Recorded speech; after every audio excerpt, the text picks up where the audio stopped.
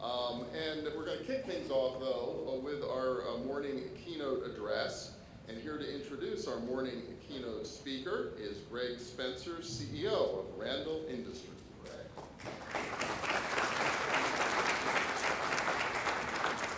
Good morning. I asked for 10 minutes to do the introduction, and Rich told me no. So I went down to 5 minutes, and he said no. And I did with all my time. It really is an honor for me to introduce our keynote speaker. She's the chairman of the Pennsylvania PUC. She is a Pennsylvanian. There's interesting things about the chairman. Number one, she's an AME. She goes to Bethel AME Church. Tim and I and Russell are AMEs. She's an AKA. And Betty Pickett, who's on our working committee, did a big high side when I told her that we had an AME. She runs one of the largest organizations in the entire state. She is a leader in not only the public administration area, but also a leader in the energy sector and a leader at one point in the Senate. So it really is our pleasure to invite the chairman, of the Pennsylvania PUC, Mrs. Gladys Brown Dutrieuille. One of the main reasons we wanted to have her come is she has an outstanding background and experience. She really does. So I encourage you to look at her bio. And the real reason we wanted her here, because we're darn proud of her. And we want to have as much exposure in this part of the state as we can. So let's welcome our PUC.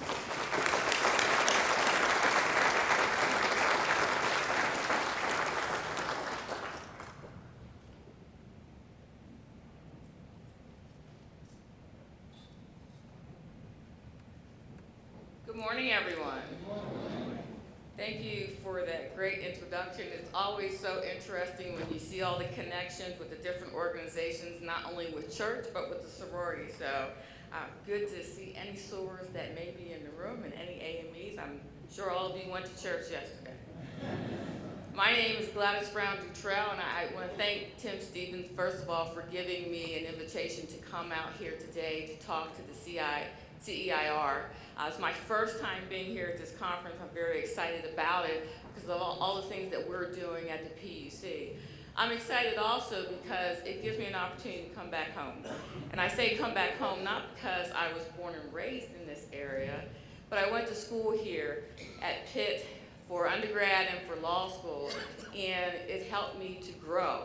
Just the understanding of the Pittsburgh area and the great accomplishments of African Americans that came up from the South through that great migration and created that great history here in the city of Pittsburgh. I just love coming back home each time.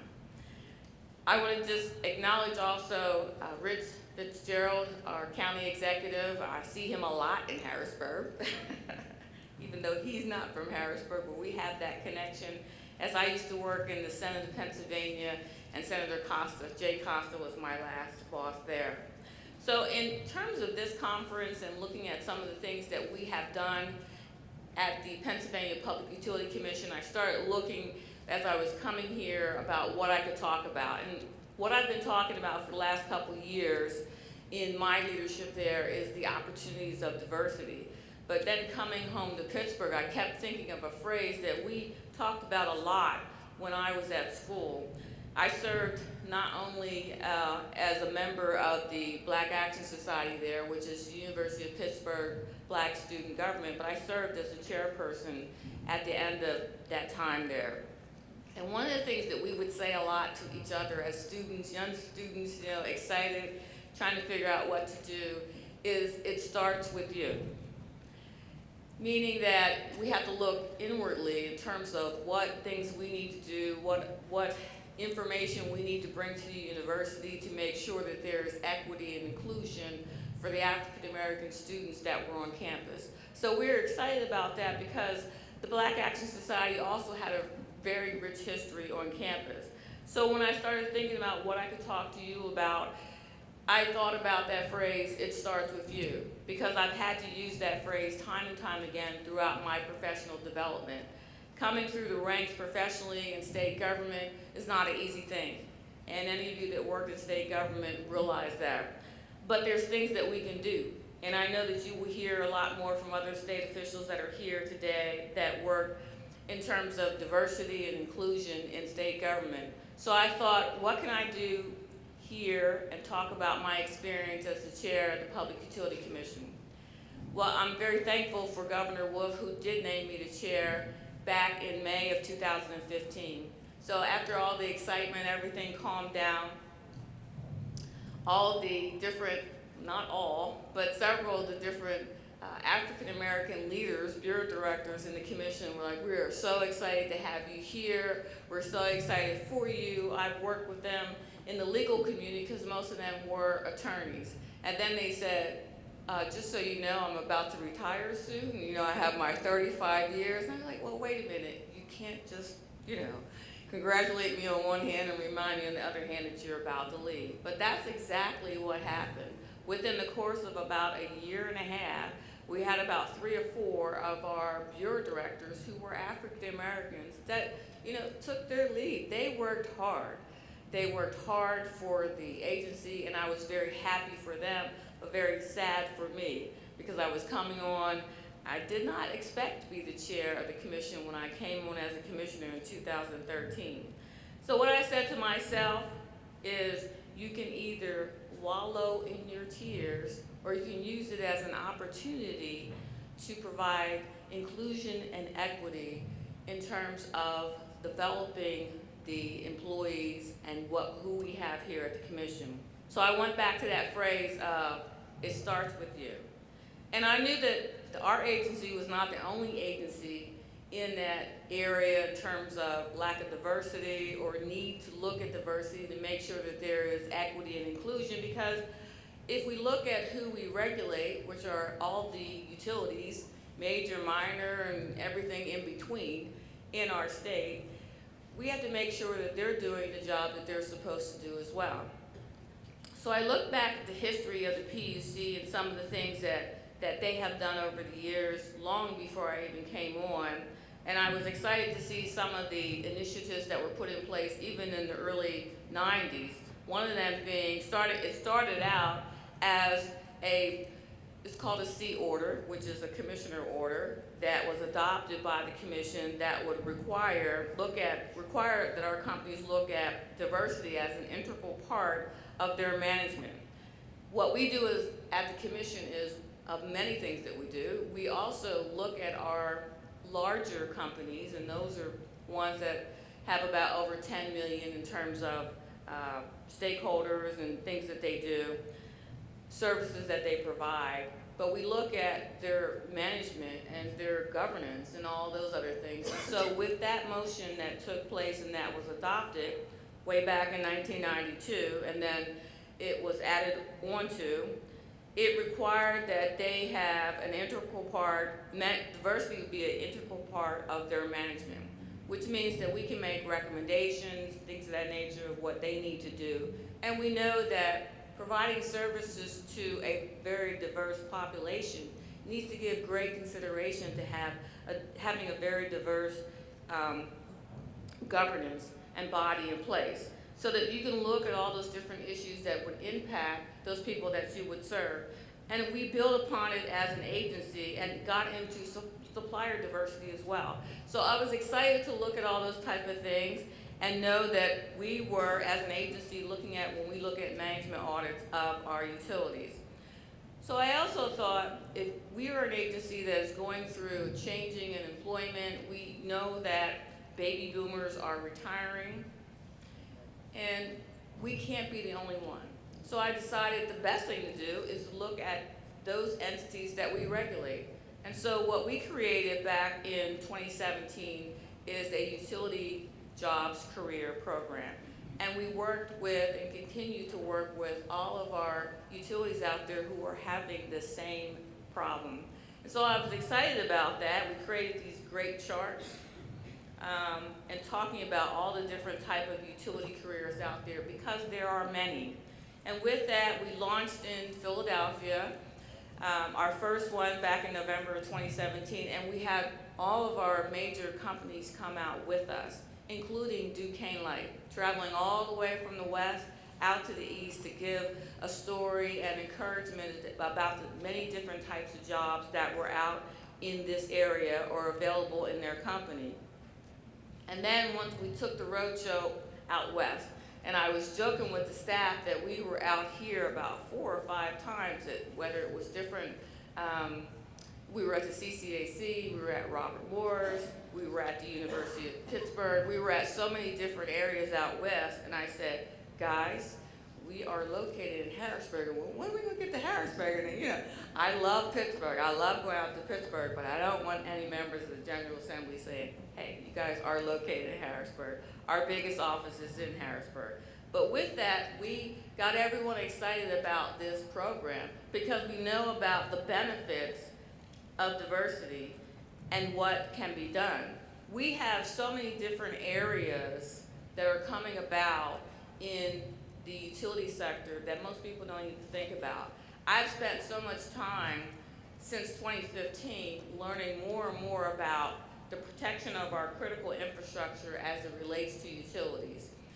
That includes cybersecurity that no one even thought, or I know I didn't think, would impact the utilities. We always thought of it as a cyber attack on the financial institutions, the banks, that someone could get information, your information, personal information, and use it for a monetary benefit to them. But what we realize is that through technology and changes and things of that nature, that a cyber attack can actually impact all of us, and because it could impact the electric grid.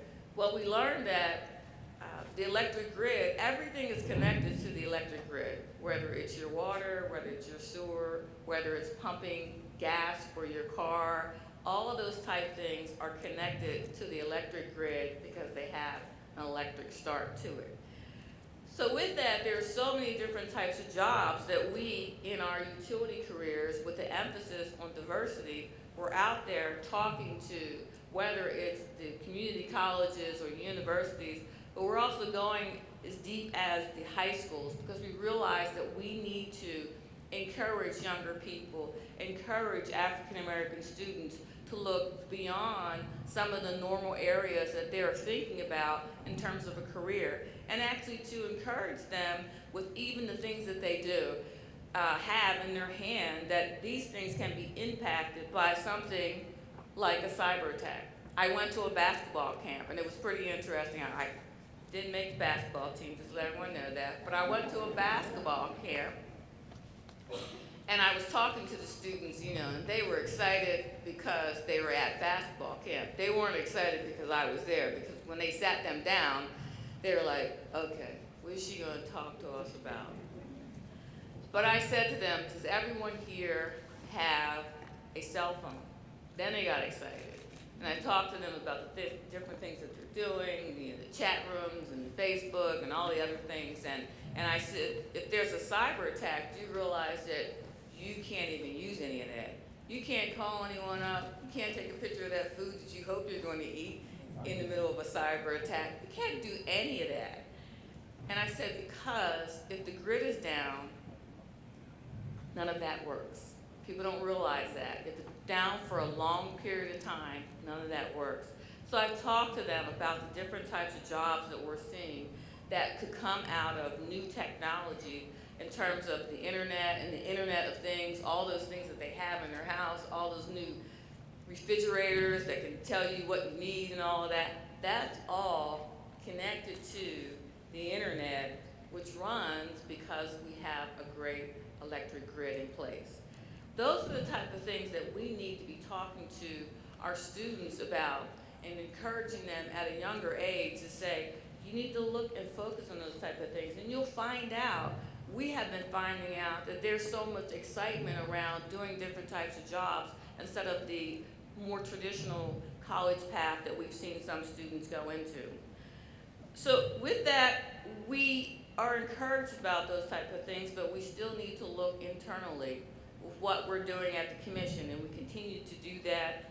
We've lost some of our legal staff in terms of that, but we've gained some of our more engineers, as well as computer staff, which is interesting to see the shift, because we can also look at the dynamics in terms of the number of people going to law school is dropping anyway, but the number of people that are interested in STEM careers is increasing.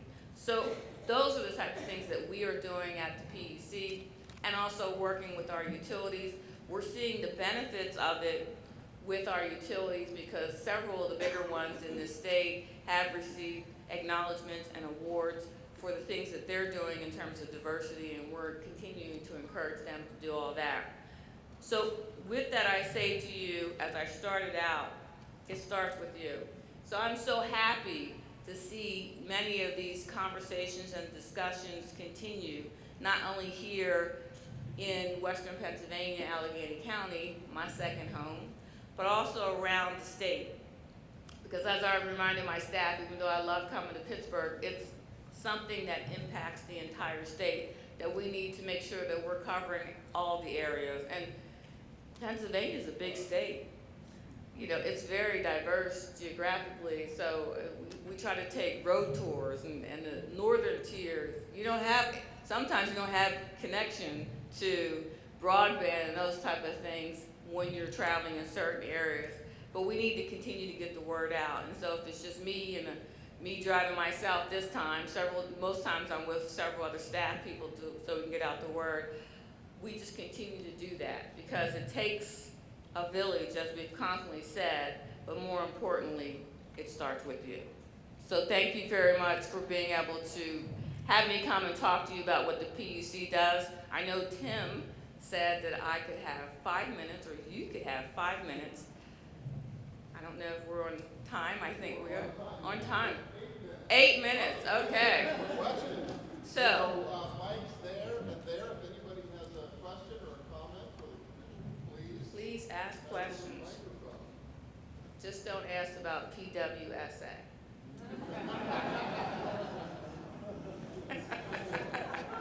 I say that because we're in the middle of a proceeding with them. No questions? Wow. Come on, not many times you get to chair the Public Utility Commission. Don't be scared. All right, if you're not going to walk up to the mic, you got to stand up and shout, all right? No, use the mic. Good morning. Good morning. Oh, go. I am from Clairton, and I'm one of the alumni mentors. We went back into the school because you know about our football team, but we also had a problem with the students fighting all the time. So when we went back into the school, we brought 300 alumni with us. And so I am interested in your particular speech when you talked about speaking to the high school students, because many of them are sick of school. They don't want to go to college. And so I am interested in getting more information about how you speak to them about all these other jobs within We the... can definitely do that for you. And Okay. we, as an agency, just so you also know, we have what we refer to as community specialists that are in all parts of this state. We have one out here in Pittsburgh, and I usually would come along with them, but we do many type of community events, whether it's discussing your utility bills, whether it's discussing how to shop for electricity, but also, more importantly, discussing this utility careers campaign. So we can definitely come out. I will make sure I get you a card. Okay, thank you. Good morning. Good morning. My question, I work in the supplier diversity area for Highmark Health, and I also sit on the Governor's Advisory Council for Diversity, Inclusion, and Small Business Opportunities, where I know the Governor's been very focused on supplier diversity and increasing it across the Commonwealth based on the disparity study findings. And so I was just curious, what specifically is the Utility Commission doing in the area of supplier diversity to try to expand the growth with diverse suppliers? So, in addition to me going to different events and talking about the importance of it, and that's also part of what I stated earlier, the management or the directive that the commission put into place in the 1990s. We know as commissioners come and go, the interest, there's an ebb and flow with that. right now, I stand here as the head of the agency, so the interest is very high for me. We are one of the agencies that are independent, but with that, we always follow the governor's directives for the executive branch agencies, and in everything that we do, whether it's, procuring something, we make sure that it's the governor's Department of General Services that scores it, and make sure that we're in place as a agency, because if we're not in place, we can't then emphasize to our different utilities that we regulate. So part of that is through the management audit and encouraging, and our staff will make different recommendations of, we see that you can do improvement in this area or that area, and that would include supplier diversity as well. As I stated, our larger ones are doing a better job at it. I'll be very honest and upfront. But as I also emphasize, us being a very diverse and geographically diverse state, we also know that there's pockets in between that really need a little bit more help in terms of diversity and encouragement. So ours is through our management audits and the recommendations that we make.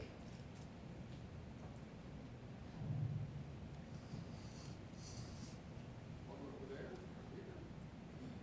Anybody else?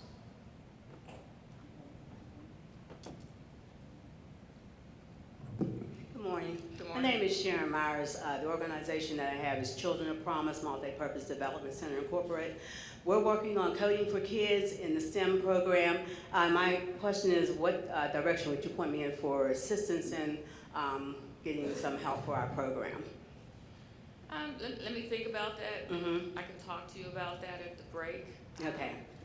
But what we do as an agency, we like to participate in the different types of programs. We don't necessarily, we make sure that we're very, very cognizant in terms of the funding that we do or do not do. Mm-hmm. Because we try to do so many things internally to get out the word and the message, because of the fact that we're assessing our utilities for everything that we do. Yeah. We do not get state funds, we get funds from our utilities. So with that, we try to work with other organizations and probably can get you names and Mm-hmm. direct you to, but we could also probably participate in terms of speaking or, providing a program here or there. Okay. We're also located in Clearton. Okay. Okay. Good morning. Good morning. My name is Janice Gladden, and I'm a former state employee who, after 35 years, ran through the door, for the door, so I understand your. I have 4 years left, so Do I you can't. count it down? I know you're counting it down.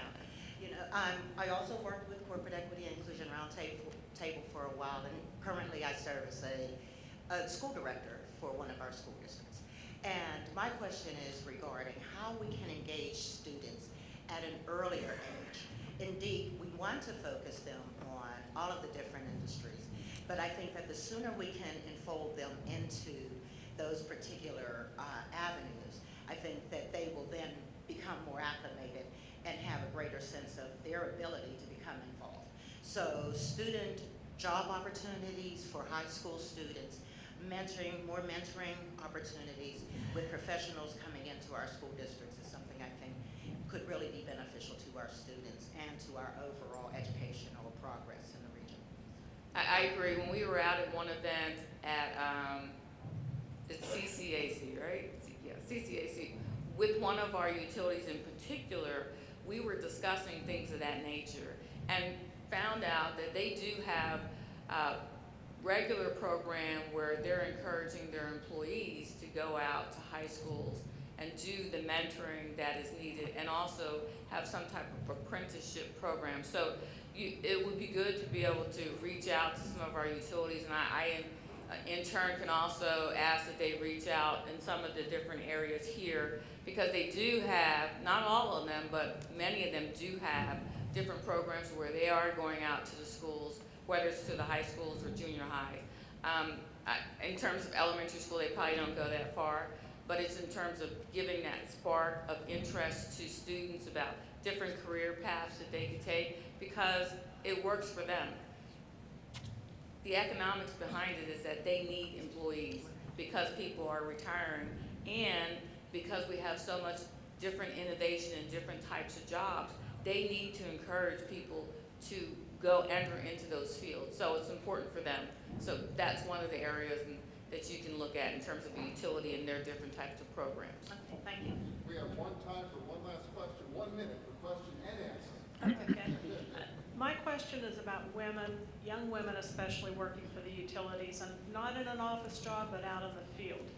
Honestly, when I'm driving around, they're flaggers, and that's it. Are there openings for young women who are not trained in a trade to this point? Do the utilities run programs to train young women?